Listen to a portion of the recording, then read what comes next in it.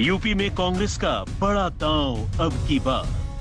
हमने तय किया है कि आने वाले विधानसभा चुनाव में उत्तर प्रदेश में कांग्रेस पार्टी 40% टिकट महिलाओं को देगी।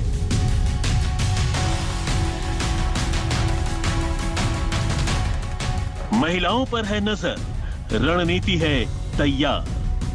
हमारी प्रतिज्ञा है कि महिलाएं उत्तर प्रदेश की राजनीति में पूरी तरह से भागीदार होंगी।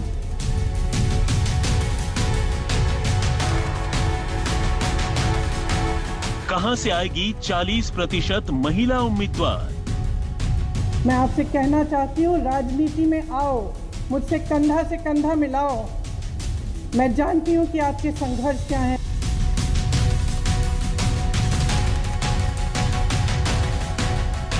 बातें हैं चुनावी, बस सियासत है जोरदार। चुनाव आ गए हैं, अब परिवार की रंगोली और पॉलिटिकल ठिठोली शुरू होती है।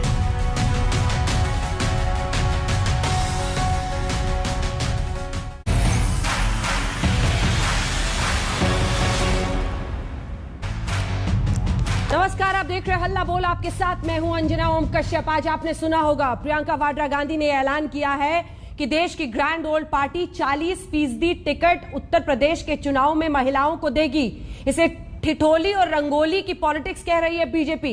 आज बड़ी चर्चा इस पर करेंगे। डॉक्टर सुधांशु त्रिवेदी हमारे साथ, राष्ट्रीय प्रवक्ता और सांसद भारतीय जनता पार्टी के, जुड़ रहे हैं। सुप्रिया श्रीनेत कांग्रेस पार्टी की तरफ से मोर्चा संभालेंगी, जो प्रियंका वाड्रा गांधी के साथ मौजूद थी। अनुराग भदौरिया समाजवादी पार्टी के नेता और संजय कुमार जी सीएसडीएस की तरफ से हमारे साथ। और एक एनालिस्ट के तौर पर, महिलाएं क्या अब एक वोट बैंक इस देश में बन गई हैं? क्या ये महिला कार्ड है या फिर महिला सशक्तिकरण? देश की ग्रैंड ओल्ड पार्टी यूपी चुनाव को महिला चालीसा की मदद से जीतने की रणनीति तैयार कर रही है। प्रियंका गांधी ने ऐलान किया है कि इस बार पार्टी 40% महिलाओं को टिकट देगी। यानी अगर पार्टी 403 सीटों पर चुनाव लड़ती है तो 160 से ज्यादा सीटों पर महिलाएं लड़ेंगी। तो क्या कांग्रेस उस तबके में करिश्मे की उम्मीद कर रही है जिसे नरेंद्र मोदी साइलेंट वोटर बताते हैं? आपको याद होगा 2019 में नरेंद्र मोदी को सत्ता तक दोबारा पहुंचाने में महिलाओं ने बड़ी भूमिका निभाई थी। हम आंकड़ों के जरिए आपको बताएंगे, खास उत्तर प्रदेश में कितना वोट प्रतिशत मिला था कांग्रेस को, बीजेपी को, और महिलाओं ने कितना वोट प्रतिशत दिया था बीजेपी को, कांग्रेस को। तब आप समझेंगे कि आज महिलाओं की अहमियत इतनी राजनीति में क्यों बढ़ रही है। लेकिन इससे पहले की चर्चा की शुरुआत करें और ये आंकड़े आपको दिखाएं। ये रिपोर्ट। उत्तर प्रदेश में कांग्रेस पार्टी 40% टिकट महिलाओं को देगी।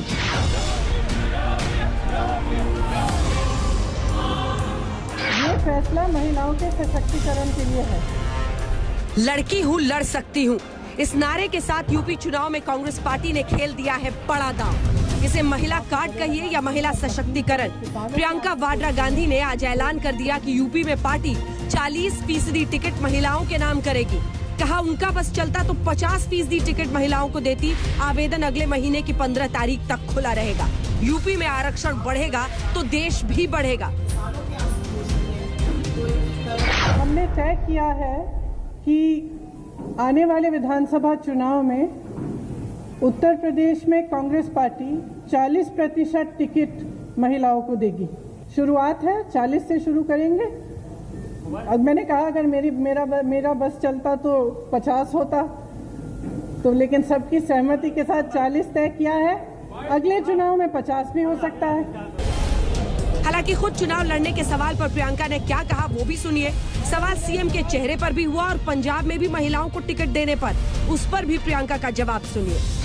ये निर्णय मैंने अभी लिया नहीं है, अभी कुछ टाइम है चुनाव के लिए, मैं ले लूंगी। हाँ, इस पे सोच के मैं निर्णय लूंगी कि लड़ना है कि नहीं। कांग्रेस क्या मुख्यमंत्री का फेस देकर चुनाव लड़ेगी या विदाउट सीएम कैंडिडेट? मैंने उस सवाल का भी अभी जवाब दिया। इस पे अभी निर्णय नहीं हुआ है, जब होगा आपको पता चल जाएगा। मैं उत्तर प्रदेश की इंचार्ज हूँ यहाँ का, जैसे मैंने कहा हमने निर्णय लिया है। अब ये मिसाल बनेगा, अगर दूसरे भी इसको फॉलो करना चाहते हैं तो बहुत अच्छा रहेगा। प्रियंका गांधी उत्तर प्रदेश चुनाव में पूरी ताकत झोंक रही है। लखीमपुर खीरी से लेकर हाथरस के मुद्दे पर प्रियंका ने योगी सरकार के खिलाफ मोर्चा खोल रखा है। ये चुनाव कांग्रेस पार्टी की तीसरी गांधी परिवार के सदस्य के लिए आर पार की लड़ाई है। लेकिन क्या ये महिलाओं के लिए टिकट का आरक्षण तुरूप का पत्ता साबित होगा? प्रियंका ने आज 4 लड़कियों की बात भी की। उन्नाव, हाथरस, लखीमपुर और सोनभद्र की बेटियों को ये फैसला समर्पित किया। ये निर्णय मैंने उस महिला के लिए लिया है जिसने गंगा यात्रा के दौरान मेरी नाव को वापस तट पर बुला के कहा कि मेरे गांव में पाठशाला नहीं है, मैं अपने बच्चों को पढ़ाना चाहती हूँ। ये निर्णय उस लड़की, प्रयागराज की एक लड़की पारो के लिए लिया गया है जिसने मेरा हाथ पकड़ के मुझे कहा कि दीदी बड़ी होकर मैं नेता बनना चाहती हूँ। ये निर्णय उसके लिए है। ये निर्णय चंदौली में जो शहीद एयरफोर्स के पायलट हैं उनकी बहन वैष्णवी के लिए है, जिसने मुझे कहा कि उनके भाई शहीद हो गए हैं लेकिन वो पायलट बनना चाहती है। ये निर्णय उन्नाव की उस लड़की के लिए है जिसको जलाया गया, मारा गया, उसकी भाभी के लिए है जो आज भी संघर्ष कर रही है उसका, और उसकी 9 साल की भाभी की बेटी के लिए है जिसको स्कूल में धमकाया गया था। ये निर्णय हाथरस की उस माँ के लिए है जिसने मुझे गले लगाकर कहा कि उसको न्याय चाहिए, उसको न्याय नहीं मिल रहा है। ये निर्णय रमेश कश्यप की बेटी के लिए है, उसका नाम भी वैष्णवी है, जो बड़ी होकर डॉक्टर बनना चाहती है।